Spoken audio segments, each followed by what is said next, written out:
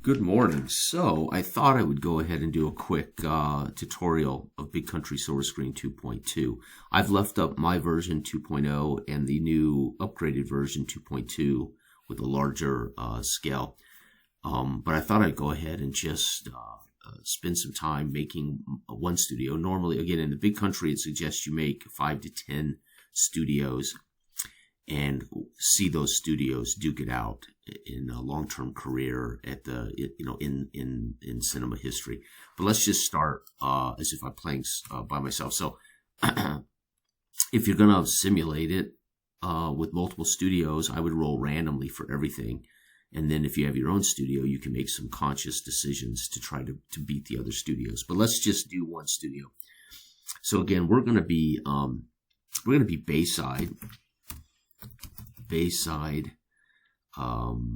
Studios in Bayside. Bayside is a resort city in the Big Country universe, the Bayside Studios. And then we're gonna we got our name, our brand. We got to roll our brand. So again, 1d6. So brand, give us a bonus. 4. We are let's go ahead and look here. We are a war studio. So we like to make war films. Okay, what's our genre specialty, though? This could be interesting. We could be a genre specialty that's counter to the war film. 3, genre. 3, film the war. Okay, so war films that are film the war. Interesting. All film the war means is literally is dark films. However, film the war as a genre were basically had certain elements. Femme fatale. They were people on the edge of society. What I mean by that is they might be people who are desperate that would make bad life decisions, generally directed by a femme fatale or a woman who influences that person either consciously or unconsciously to do something like rob a bank or whatever. Dark lighting is always big. Weather at night, a lot of night scenes. So film the war is a special genre of American cinema.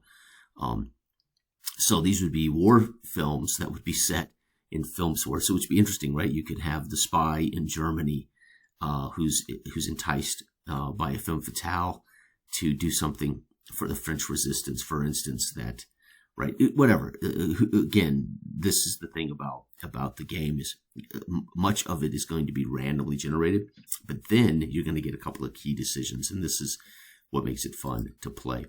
So we're Bayside Studio. Our brand is war. Our genre, film the war. And again, that doesn't mean all of our movies are war movies, film the war. No. Just these are where we get bonuses, right?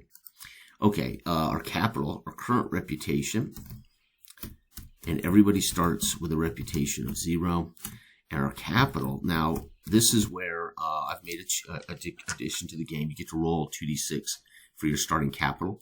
However, if you go by Dell's base game, there's a set amount of capital everybody starts with. I think it's 3 or 5.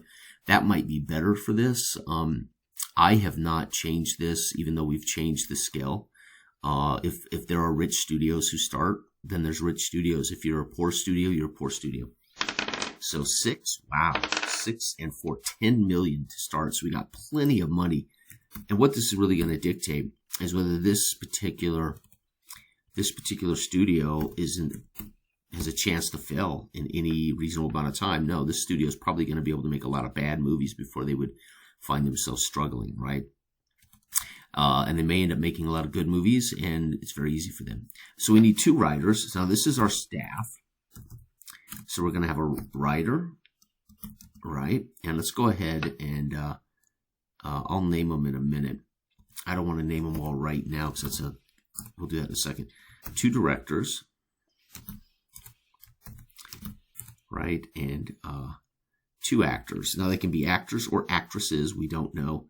I suggest you have at least one of each. So we'd have our actor, or actually, how about this? Our male lead and our female lead, right? Okay, so let's roll up the quality of these, right? So first, our first writer is a +2. Wow, so he's going to cost me a pretty penny every time I put him into work. And 3, our second one is a +0. So there we got a writer who we can get in their work in pretty cheap. Directors, +0. Our second director, 4, +0. So we don't have any bad directors, but nobody's great. Our male lead is a -1, so he's stiff as a board. And our female lead, though, she's hot to trot. She's not quite, Marlene Dietrich, but she is she's a little, she's somewhere between, right? Okay, so then we'd name them, right? So then we got naming conventions down here.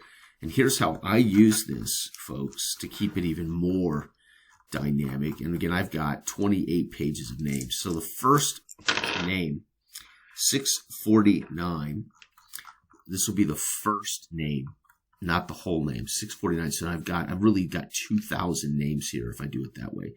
649, Zara. Oh, that sounds so straight on. That is definitely Zara. That is definitely somebody out of the 1940s.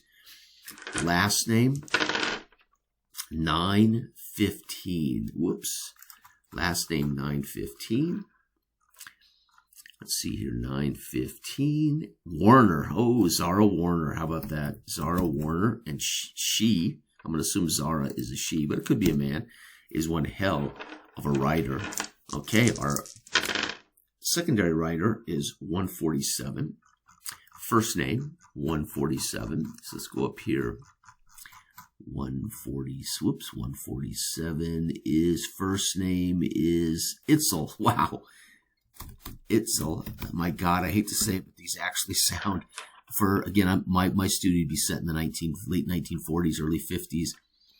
That is not crazy. And 237 is the last name. 237 would be Bradley. Itzel Bradley. Now that's a little bizarre right there. So we got Itzel Bradley. All right, our director. Again, these guys are safe. They're zeros. They won't hurt your film, but they won't help your film. 533, first name, 533. So I've effectively, by rolling for each first and last name, I've effectively created 2,000 random names. Abigail Patel. Abigail. Okay, so we got a female director in the 1940s, 072. 07, so number 72, last name.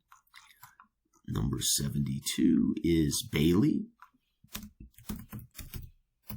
Okay. Our second director, 564. So I roll 3 10s and I read them in order of their color, red, white, and blue, or yellow, black, white, whatever. 564. 564. Rasmussen. No, this is the first name, isn't it? Trenton. Rasmussen. Holy cow. And 801. 801. 801 Price. Trenton Price. That sounds pretty good for a director. All right, my male, well, an actor. Let's just put here actor. A1, and again, we will know by their name whether they are male or female, at least back in the day. Nowadays, go figure. 627. 627, where's it at here? Solomon? Ooh. So we got a male actor, Solomon. 327. 327. Burns. Solomon. Did I say Salem? Salem Burns? Sorry, not said Solomon. Salem. Wow. Salam. And then we have 841. 841. And remember, I have no control. This is where the game's fun. These are the people that are under contract. I have no control over them until they're out of contract. 841. And even then, I got to roll up a new one. Mela. Wow, Mela Saylor. She's 841. Where is that? 841. Yeah. Mela. What's her last name? So we have an We do have a male and a female. That's good. That helps when we want to do romances. We don't have to borrow female actresses from the other studios. 636. Anderson, Mela Anderson. All right, now we got to do their contracts. Let me grab another D6. So this is the number of films that these folks are under contract. And I have to use them until their contracts are up. 6 years. So Warner is under contract for 6 years. 6 films, not years, films. It's 7. 2D6 is what I'm rolling for the 7 films. That's about 3 years, 4 years.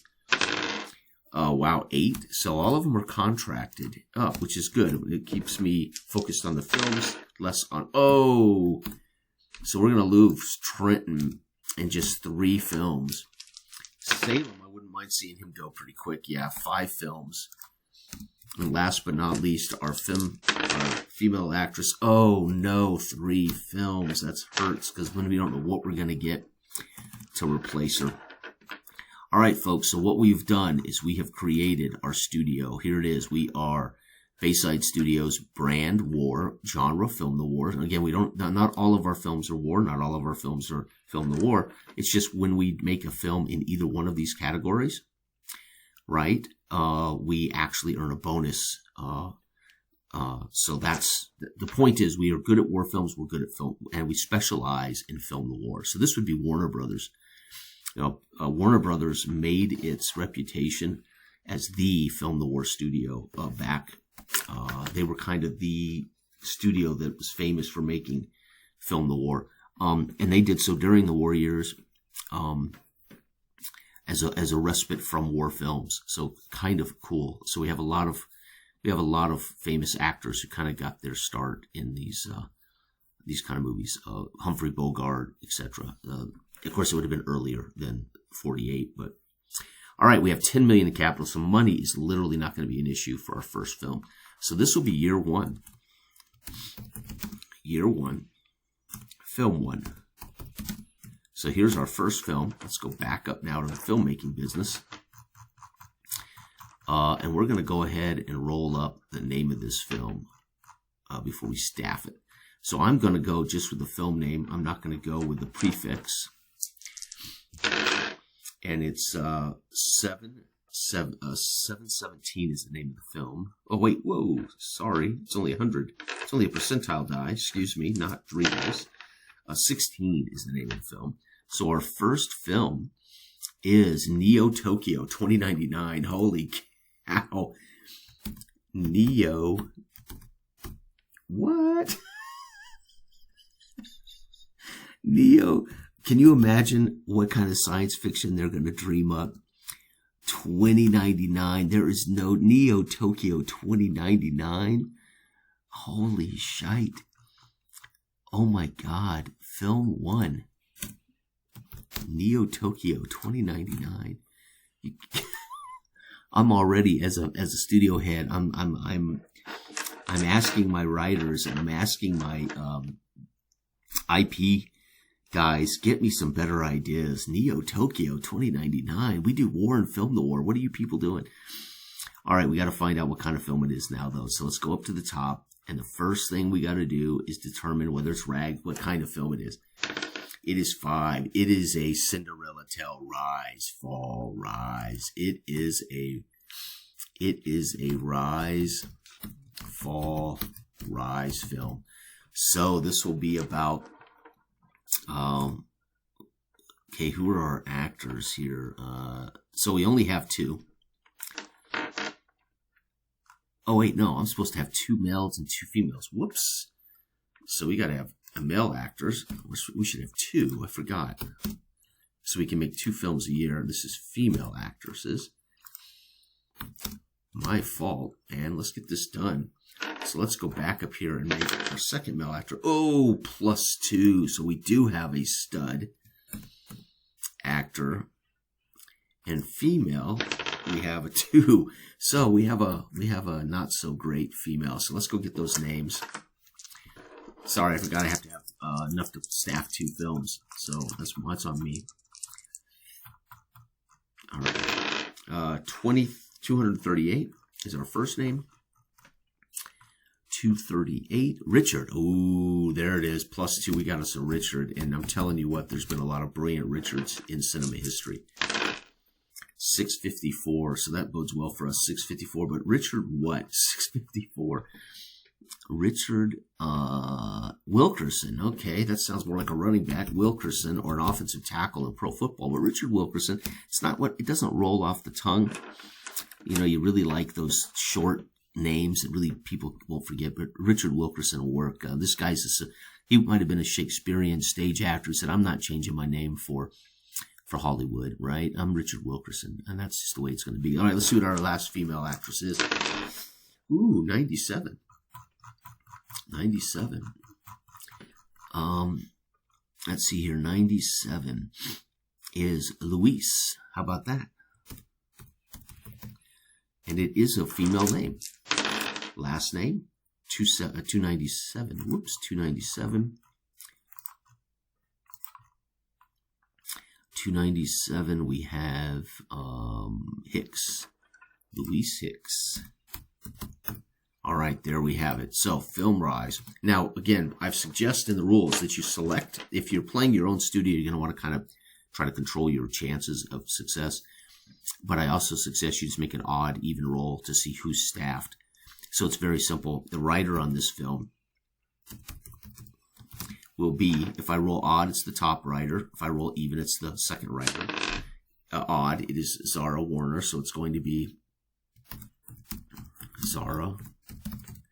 That's our writer on this film, +2. So that's good news. By the way, let's get their contract. Richard Wilkerson, 7 films, so that's cool. 7-film deal and a 6-film deal. Okay, so we got something to work with here, considering. Okay, so now let's get our director. Again, I'm doing these randomly. However, if this was your own studio, you could select how you want to do the film. Odd. It's going to be, our director is Abigail. So we got a full female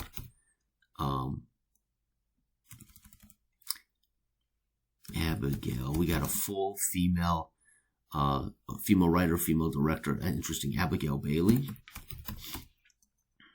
And she's a +0. So we got a female writer and director. That's interesting. And then actor. Here we go. It is going to be odd again. Salem Burns, our actor. It's not Salem. Yeah, I guess it is Salem Burns. -1. And our actress for this film is even. It's going to be, Louise Hicks. So we're going to debut, our studio debut. I think I misspelled Louise, didn't I? Oh, well, Louise Hicks -1. So this film score, pretty simple, right out of the gate. Let's go back up here because we got to determine now. So again, this is a Rise, Fall, Rise film.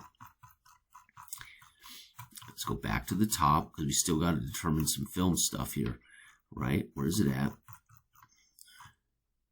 Okay, it is a 6 art house film. Oh my God. All right, so it is brand art house film. Oh, this is definitely not us. Genre. Oh, Lord. We got at least hit film noir. 3, maybe 3. No, 2. It is a Western. Oh, my God. Western. So I won't get any bonuses. You don't get any negatives for these. You just don't get a bonus. So if I had rolled a war or noir, I'd get a bonus.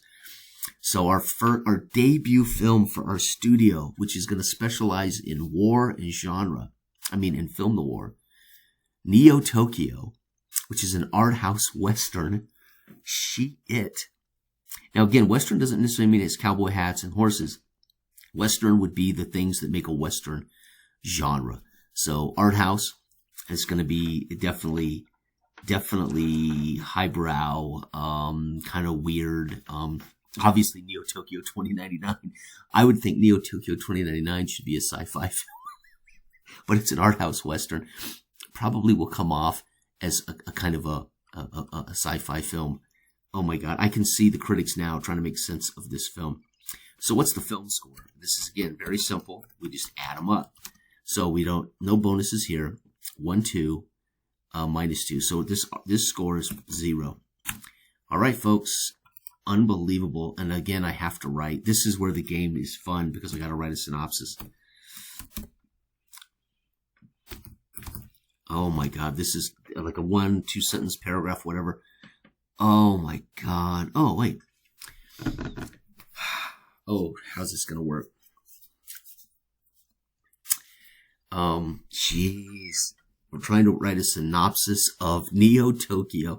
Again, this part is optional. This is just for fun, to test your ability to make sense of this craziness. In a world gone mad. In a world gone mad. Oh my God, and I can imagine how horribly racist this is going to be, because back in the day, I mean, post World War II, Tokyo, Neo, in a world, no, how about this?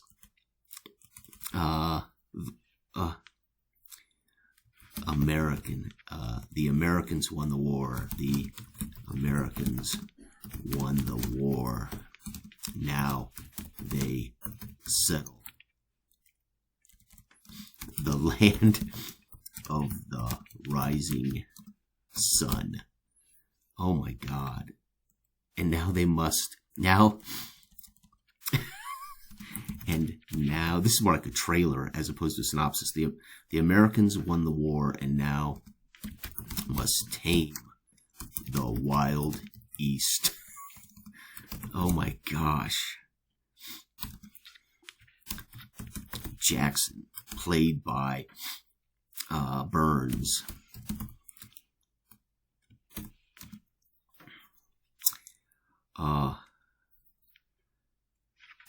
Is sent to bring down the oh my God, Yakuza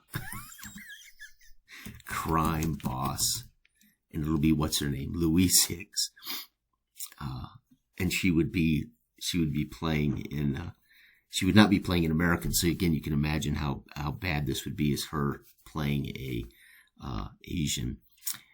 Jackson Burns is sent to bring down a war hero. No, 2099. Wait a minute. The Americans won the war and now must tame the wild east. Here we go. Decades.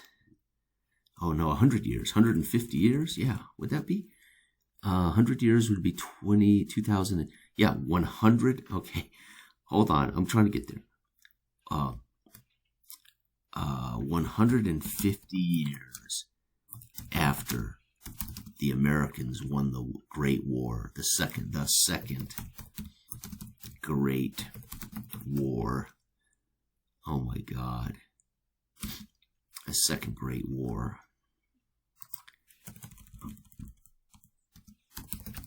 They must now tame the Wild East instead of the Wild West, right? 150 years after the Americans won the Second Great War, they now must tame the Wild East. Jackson Burns. This will be International Marshal. There's our Western, right? International Marshal. Gabe Jackson, played by Burns. So International Marshal. This would be where we get our Western themes instead of a Marshal of American. He's an International Marshal. Gabe Jackson is sent to bring down the Yakuza crime boss. Yamai. I don't know. I'm not going to try to guess a last name. That'll be Hicks. So we have a female crime boss. Sent to bring Yakuza crime boss. There it is. So I've got it. It's kind of more like it sounds more like a trailer. 150 years after the Americans won the Second Great War, they must now tame the Wild East. International Marshal Gabe Jackson is sent to bring down the Yakuza crime boss Yame Hicks, who has aspirations to rule Japan. There we go. Okay. So then we got a little Western themes here. So there's my synopsis. Holy bejeebers. I don't know, folks. 1948. So again, year one. This will be 1948. This is our first film. This is our debut film. This is coming out, maybe in the spring. Oh, Lord. We spend the first few months of the year shooting this in house. Lordy. Okay. Let's go ahead and find out down here what's going to cost us. For our film score is a 0. It's going to cost us $1.2 million. So $1.25 million. Whoops, let's get this right. $1.25 million. So already this is going to come down to 9.75. That comes right out of our nest egg. Okay, and our bonus is 0. So this is what's called our bonus. Bonus plus 0. Okay, here we go. Our box office bonus, box office mod. Box office mod bonus is plus 0. And here's our roll. Okay, hold your breath to see let's see how Neo Tokyo 2099 does.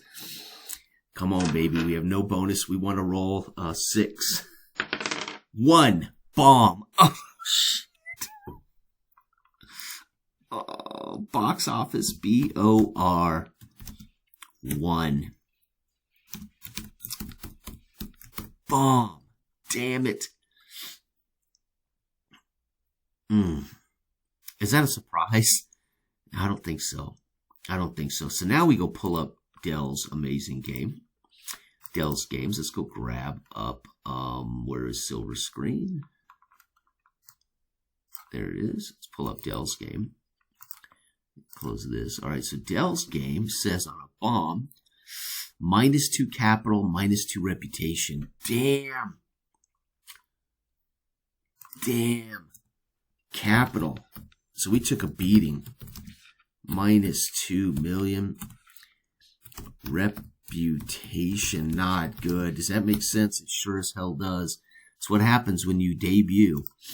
We're now -2, and then we're at 7 million. So it cost us, gee, many Christmas. And then we got to look here and see what that means.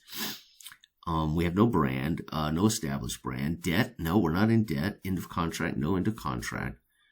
Okay, I think that was it. Yeah, that's all we needed for Dell's. Wow. So, folks, our first film in 1948, Neo Tokyo 2099, Rise and Fall Tale. So this would be a rise. So when we talk about a rise, what would that mean? Well, that means that our hero, Rise, Gabe Jackson, would rise. So the first act of the film would be setting up Gabe Jackson becoming an international marshal through his brilliant work. So maybe even a short tell of how he gets the job. And he's brought in now as international marshal, and he's asked to go do this job. So that would be his rise. His fall would be that the crime boss gets the best of him in Act 2, brings him down low, and then he must find a way to redeem himself and rise back up. He would find a way to rise up, right? So, matter of fact, even better in Rise, Fall, Rise. Rise would be we watch him move through and get promoted. Or his fall would be that he would end up, let's say, accidentally shooting a child in a New York City chase, and ends up firing off his gun and accidentally kills a innocent civilian.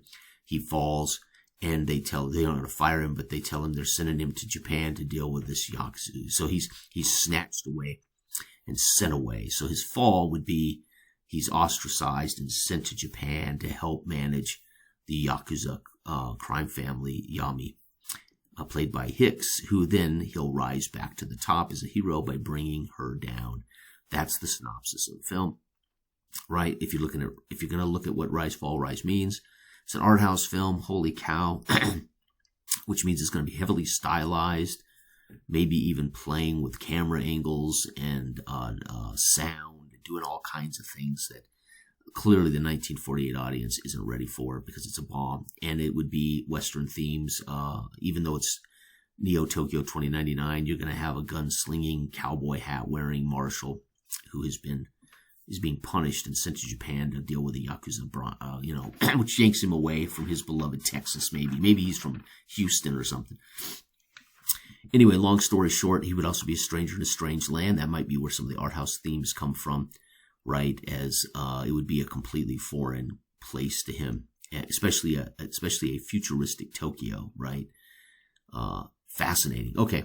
Anyway, it costs us $2 million more, maybe in overruns. So how does this movie lose $2 more? Well, that'd be distribution costs, fails at the box office, and maybe there were overruns. Our director went over, and it cost. So this was what we planned. We planned it was going to cost us $1.25 million, but when it comes down to it, our director, it takes too long to get the film made. They have problems with sets, whatever. It costs us another $2 million. And our reputation is now hurting. And there you have it, folks. That's our debut film. So what you do then is make your second film. Or what I would do is if I have, say, 5 studios, I'd make all 5 first films.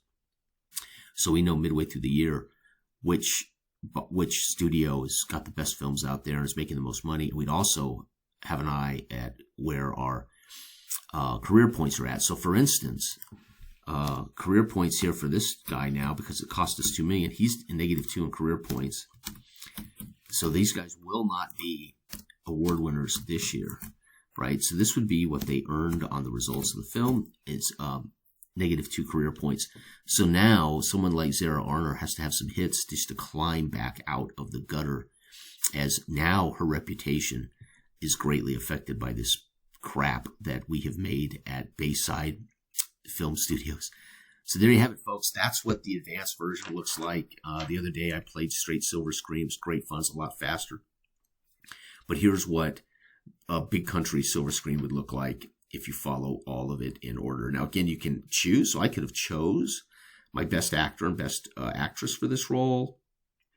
Would have got a higher film score, etc. But I can't control. So you can randomly assign them, or you can control it. That would be the only control you have, is who you assign to the films, which would be fun because that gives you some ability to try to mitigate bad roles. And for my next film, I'm going to have to, I'll staff I don't get to staff the same people. So I can either borrow borrow players from other companies, etc. But we have lost $3 million in our first film. And so that's why the capital roll, that's why I roll 2d6. Because the first film in our history has already cost us $3.25 million, right? Is that right? Did I do the math on that right? I think I did. Yeah, I did. So there you have it. That's it. So thanks for watching. This has been Big Country Silver Screen tutorial using Dell's. So again, I came up with this idea, but I had a smaller range here. Dell wrote me again and said, hey, let's stretch that range out to take advantage of the +2s and stuff like that better. Which then meant I needed to kind of stretch out how that was going to cost filmmakers to make the film. And then we have our box office mod, which still stays within a reasonable amount. And then we have our roll, which is going to tell us whether it does well in the American audiences. And then, of course, that's going to affect our studio capital and reputation. So already this year, we're in trouble. We have gone way outside our comfort zone. We're a war. We built our name, maybe. Maybe Bayside used to be called something else and it's been purchased out, but we have a reputation, our brand, of being war films.